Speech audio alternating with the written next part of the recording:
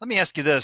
Obviously, you're not there anymore, but you, of course, worked with Triple H, and Triple H is now transitioning into, I guess, Vince's role as being the power broker in WWE. Him and, of Sure. course, his wife Stephanie and Vince's daughter. But your thoughts on that transition, and what changes do you anticipate when kind of Triple H is fully in charge of the company?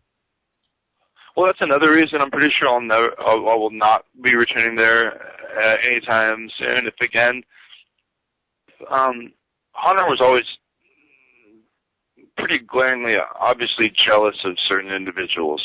I'm not saying he was jealous of me, but I could tell he was envious of Van Dam. He was extremely envious of Van Dam's success. He was envious of Van Dam's personality. He was envious of the way that everyone gravitated towards Rob because they liked being around Rob. He was very positive. And the most glaring is that, the work rate. Hunter's had the same matches his whole career. And the way I've seen it, if a guy is so damn tough, why does he need a sledgehammer all the time? Honestly, why does he need a sledgehammer? I've had that argument with so many people. How do you, from a wrestling fan perspective, how do you buy a sledgehammer? I mean, a sledgehammer could kill somebody. Yeah, how do you why don't you just have a gun? Yeah, and how do you justify why this guy is such a badass if he always has a weapon? I just think it's absurd. Oh, no, I'm sorry. I thought you were going to say something. Hunter always kept a thumb on me because he knew that I was kind of more of like a Rob type guy. I was one of Rob's guys. I was always kind of hanging out with Rob.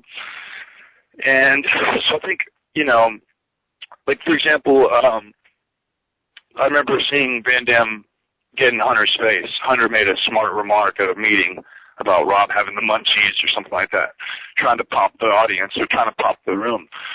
Well, Hunter's kind of like that nerd who throws out a joke expecting the room to start laughing, but he ends up being the only one kind of laughing at his own joke. Do you know what I mean? Right, yeah. He's that guy. So he made this munchie comment in a meeting one time and chuckled to himself, expecting everyone else to just erupt and laugh, but nobody did.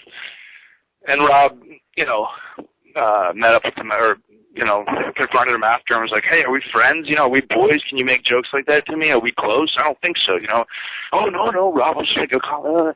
He was like, and Rob got in his face. And it was great to just see Hunter just cower, just shrink, because he knew he'd gotten his ass whipped, just totally whipped. So fast forwarding to your question, Hunter's obviously moved himself into this position because he knows that his ring work lacks. He knows that if he continues to wrestle, he's just going to expose himself more and more, especially with the new talent that's coming in. Danielson and, like, all the guys in the Shield and all that stuff. I mean, phenomenal wrestlers. They're going to expose the hell out of him. So I think he knows this, and he wants to keep himself on top. So that's why he's putting himself in a position of power more than he already has. I mean, the guy married his way into the company. But the thing I think is the funniest and most telling thing about Triple H is that, I don't know if you remember a couple years ago, I think it was THQ, they released the memo that WWE had sent them when they were supposed to promote their game, saying you can promote it all you want. Show pictures, stills of the game, everything. The one thing you can't do is show wrestler Triple H, because they had to clarify to THQ, because THQ is like, well, I don't know who the fuck this is. You can show any pictures, you just cannot show wrestler Triple H in a helpless or defenseless manner. So they're protecting this prick in the video games. Do you know what I mean?